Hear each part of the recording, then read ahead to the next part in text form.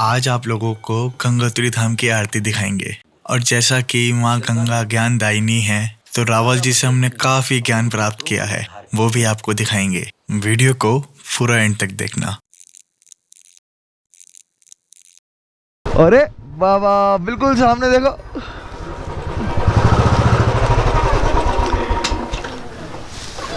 ये तो हम बिल्कुल सामने आ गए मंदिर के। ओहो, तो यार हम लोग पहुंच चुके हैं गंगोत्री धाम। जैसे कि आपने देखा, अभी पीछे हमने अपनी बाइक पार्क कर दी है एंड सर और अविनाश मिलकर ले रहे हैं प्रसाद। तो प्रसाद लेते हैं, फिर आपको चलते हैं अंदर लेके।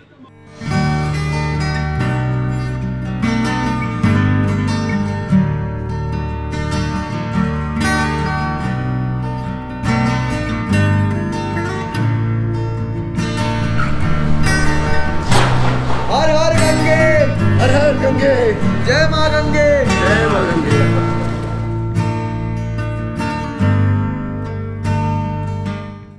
काफी ठंड थी वहाँ, लगभग -1 टेम्परेचर हो रहा था। और हमें ना काफी लेट हो गई थी, क्योंकि 4 बजे के बाद दर्शन करना अलाउड नहीं होता। तो इसी जल्दबाजी के चक्कर में हम शूट नहीं कर पाए। पर चलो कोई बात नहीं, आपको माँ गंगा की आरती दिखाते हैं।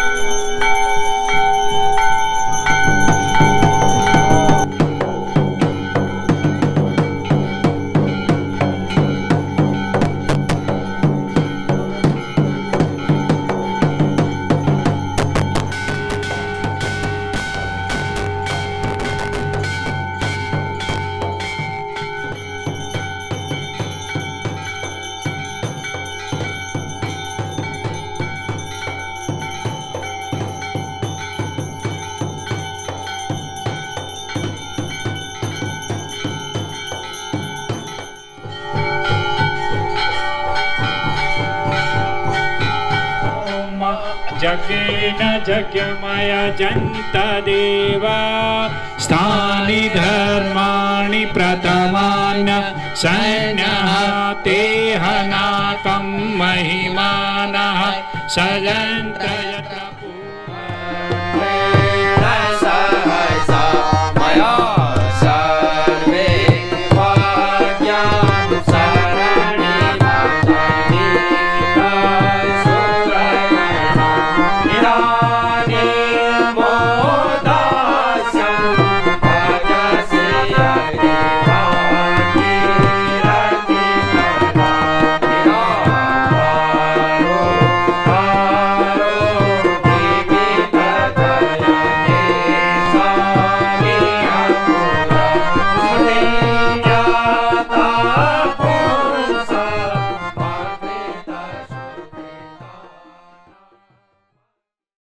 तो यार हम लोग जस्ट अभी मंदिर से आए हैं दर्शन करके।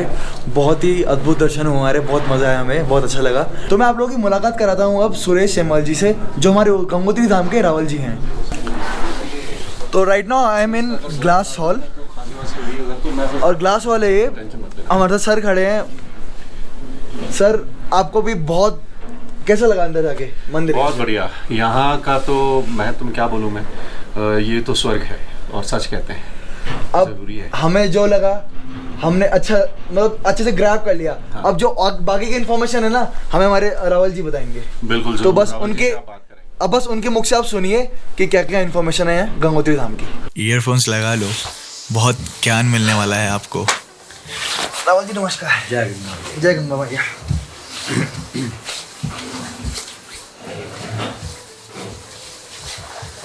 तो रावल जी, मैं एक चीज़ पूछना चाहेंगे आपसे। जो हमारा गंगोत्री धाम है, ये 4 धामों में आता है, तो इसका क्या महत्व है हमारे गंगोत्री धाम का?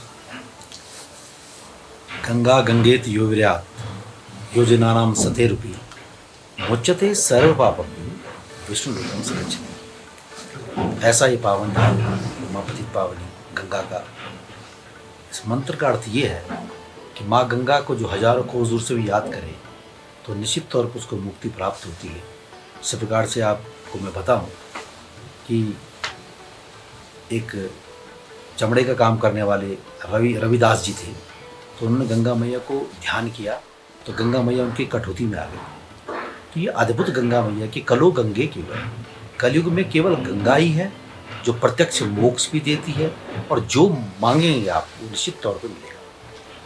तो माँ गंगा का ये धाम गंगोत्री, जहाँ गंगा उतरी तस्य नाम गंगोत्री। इस गंगा धाम में राजा भगीरथ ने अपने पितरों के उद्धार के लिए 5500 वर्ष तक इस जगह पर तपस्या की और नारद जी तो इसको बैकुंठ कहते हैं। 5500 वर्ष तपस्या करने के बाद माँ गंगा यहीं पर अवतरित हुई, इसी गंगोत्री धाम। और कलयुग में कोई अगर मोक्ष देने वाली है धाम कोई है असली, तो वो है गंगोत्री। ये तीर्थ है।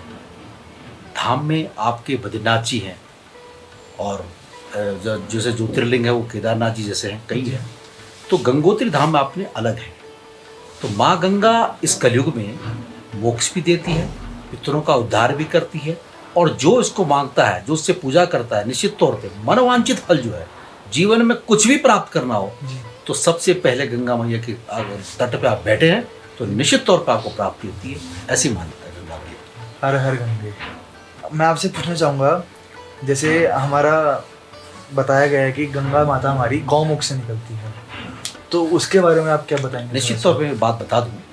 गंगोत्री का अर्थ है गंगा उतरी, तस्य नाम गंगोत्री। गंगा उतरी, उतरी तस्य नाम। जी। गोमुख, गो माने पृथ्वी, जो पृथ्वी पर दौड़ रही है और सबका उद्धार कर रही है, ऐसी जो माँ है उसको गो में पृथ्वी, तो गोमुख का नाम दिया गया है। गोमुख कोई गाय का मुख नहीं है। गंगोत्री में गंगा उतरी। ये तो ग्लेशियर है जो पिघलता हुआ पीछे चला गया, इसमें एनवायरनमेंट कोई प्रॉब्लम हो सकती है, लेकिन गंगा मैया यहीं पर अवतरित हुई। और इसका प्रमाण है 14 किलोमीटर पर गोमुख था, अभी वो 18 हो गया है। तो कहीं ना कहीं इन्वायरमेंट का जो प्रॉब्लम है, इको जो सिस्टम है वो जो गड़बड़ हो रहा है, ग्लोबल वार्मिंग जिसे कहते हैं, उसके कारण ये होता है। लेकिन गंगा मैया का जो निश्चित तौर पे लोग जो गंगोत्री आते हैं, यहाँ पर स्नान करते हैं, यहीं पर पूजा करते हैं, यहीं पर अपने पितरों का तर्पण करते हैं। तर्पण का सबसे महत्व है गंगोत्री में। और यहाँ का जल रामेश्वर में ले जाते हैं। केवल रामेश्वर में गंगोत्री का ही जल चढ़ता है। आप बोलेंगे क्यों, हरिद्वार का जल नहीं चढ़ता? क्योंकि भगवान शिव जी ने यहीं पर जटा में गंगा जी को धारण करके यहीं पर छोड़ा, तो उसके जो नीचे का जल है वो चढ़ा हुआ जल माना जाता है। इसलिए माँ रामेश्वरम जी को माँ गंगा का जल ही तांबे के पात्र में लेकर लोग जाते हैं। ये अपने आप में अद्भुत एक गंगा मैया की कृपा है और हजारों लाखों लोग आते हैं। और निश्चित तौर पे मैं तो बोलता हूँ कि आज की जो औषधि, माँ गंगा जो है औषधि भी है। निश्चित तौर पे आप मानिए, माँ गंगा का जल आप ले जाएं तो ये कभी भी खराब नहीं होता, कई सौ साल रखे।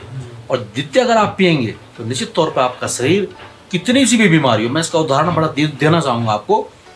स्वामी जी हैं यहाँ पर, तो वो बड़े बीमार हो गया है, उनके बॉडी में जगह जगह हाथ डालने पे छेद हो जाते थे। निरंतर वो साल भर तक 6 महीने तक यहाँ पर स्नान किया, वो बीमारी दूर हो गई हमारा। ये है गंगा। जय गंगा। जय गंगा। तो जैसे कि हमारा नॉर्मल जो वाटर होता है, हम उसको बॉटल में रखते हैं, हम कितने दिन रख सकते हैं? 2, 3, मैक्सिमम 4 दिन। उसके बाद उसमें बदबू आने लग जाती है। बट सिर्फ एक जल ऐसा, गंगा जल ही ऐसा जल है जिसको आप सालों सदियों रख दो, उसमें से आपको कभी बदबू नहीं आएगी, कभी खराब नहीं होगा। क्योंकि पंडित जी ने भी बताया कि वो बहुत सारी गंगा जल एक औषधि होती है। तो हमें पंडित जी बताएंगे कि औषधि क्यों माना जाता है इस गंगा जल को?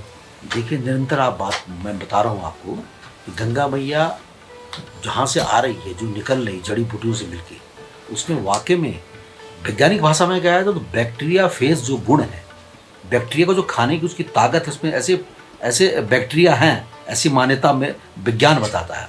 तो निश्चित तौर पे कोई भी अगर बैक्टीरिया है तो उसको ख़त्म कर देता है।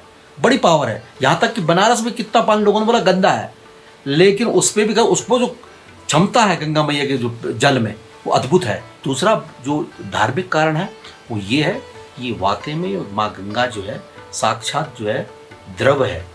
ये माँ ऐसा द्रव है, ये भगवान का ऐसा द्रव, नारायण का द्रव है, स्वरूप है। बताया जाता है विधि हर हर रूपाम सिंधु कोटि रचूड़ाम कलित सिद्धु कुलाम जाह्नवी त्वाम नमामि। माँ भगवती गंगा ऐसी है कि जो ब्रह्मा विष्णु महेश तीनों का रूप है। और कलयुग में इसलिए बोलते हैं कलयुग कलो गंगे केवलम। तो माँ निश्चित तौर पर धार्मिक दृष्टि से देखा जाए तो ये अपने आप में अमृत है।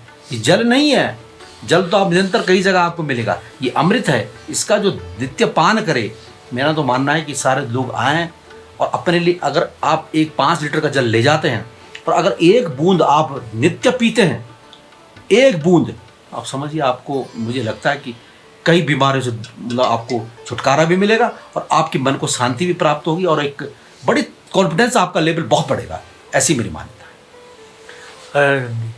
माँ गंगा का ये जो पावन धाम है, इसमें एक मुख्य माँ गंगा का मंदिर है जिसमें माँ गंगा का कलेवर रखा जाता है। ये मान्यता है कि माँ गंगा को राजा भद्र जब आए, माँ गंगा ने उनको कहा कि देख बेटा, मेरा जल रूप तेरे साथ जाएगा और तेरे पितरों को धार करेगा, लेकिन मैं इसी वैकुंठ में रहूँगा और माँ अपने आप यहीं स्थापित होगी, ऐसी मान्यता है। तो ये जो मंदिर बना है तो वहीं पर माँ का जो कलेवर, एक पाषाण मूर्ति है बहुत पुरानी, तो उसका पता नहीं है, उसको निर्माण दर्शन कहते हैं। दिवाली के दूसरे दिन होगा, एक दिन के लिए होता है, तो वो दर्शन आप यहाँ प्राप्त कर सकते हैं जो आए निर्माण दर्शन करने के लिए। तो माँ भगवती का एक मुख्य मंदिर गंगा मंदिर है, उसके बगल में बहुत बिल्कुल नज़दीक जो है शिव जी का मंदिर है, भगवान भोलेनाथ का, गंगेश्वर जी का मंदिर है, फिर भगवान हनुमान जी महाराज जी का मंदिर है, उनके बिना कोई चीज़ पूरी होती नहीं, भगवान गजानन का मंदिर है, और राजा भगत की वो तपस्थली है जहाँ पर 5500 वर्ष तक राजा भगत ने तपस्या की थी। वो स्थान का बड़ा महत्व है। यात्री जब आता है तो अपने पितरों की तरफ से जो तर्पण करता है, जो हमारी मान्यता है, तो वो वहीं पर करता है। और उसके अलावा रिद्धि सिद्धि और माँ गंगा के काली मंदिर है, तो विभिन्न प्रकार गौरी कुंड है, सूर्य कुंड है, विभिन्न देखने के स्थान है यहाँ पर। तो व्यक्ति अगर आए, माँ गंगा को समझे, तो निश्चित तौर पे वो यहाँ पर उसका आनंद ले सकता है और उसका अध्यात्म शक्ति निश्चित तौर पे बहुत बढ़ती है। हेलो फ्रेंड्स, सो ये हमारा चौथा डे और बस इसकी एंडिंग होने वाली है। हम लोग गंगोत्री धाम से निकल चुके हैं। निकलते निकलते हमें बहुत देर हो गई है, रात हो चुकी है और अभी बज रहे हैं 7:30 और लेट्स होप हम कितने बजे तक पहुँचते हैं। हमारा डिस्टेंस है 105 किलोमीटर अभी, ठीक है। आगे का व्यू दिखाते हैं आपको, चलो बस आगे मिलते हैं आपसे अपने जगह पे पहुँच के। Okay friends.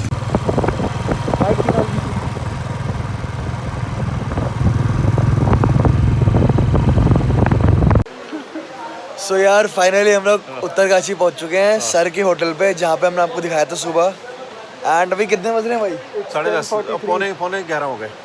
पूरे 11:15 हो चुके हैं और हम लोग कब निकले सर? 7:30। हाँ, 7:30 बजे। तो लगभग हमने सवा तीन घंटे में हमने 100 चाय पीने में भी तो टाइम निकाला ना वहाँ पे। हाँ। 3 घंटे में आया एग्जैक्टली हमने रास्ते में चाय भी पी थी ना, तो इसलिए हमें 3 घंटे लगे एग्जैक्ट। और हम लोग पहुँच चुके हैं उत्तरकाशी। बहुत मज़ा आया राइड में। सर कैसा लगा? फैंटास्टिक। अच्छा मैं आपको बताता हूँ सर, हम लोग जब वहाँ थे ना, रास्ते में आ रहे थे, पहले दिन का ट्रिप था हमारा, तो भाई ने ऐसी जल्दी से बोल दिया कि हमको नाइट राइड करनी चाहिए या एक राइड। और पिछले 4 दिनों से हमारी सारी नाइट राइड हो रही है। वो ना मैंने देहरादून में बोला वो मैंने बोला गंगोत्री में मैं भी रात को अंधेरे में ही आया था। मेरी भी वो नाइट, मतलब जैसे कहते हैं ना ऑफ रोडिंग, वहाँ प्रॉपर ऑफ रोडिंग।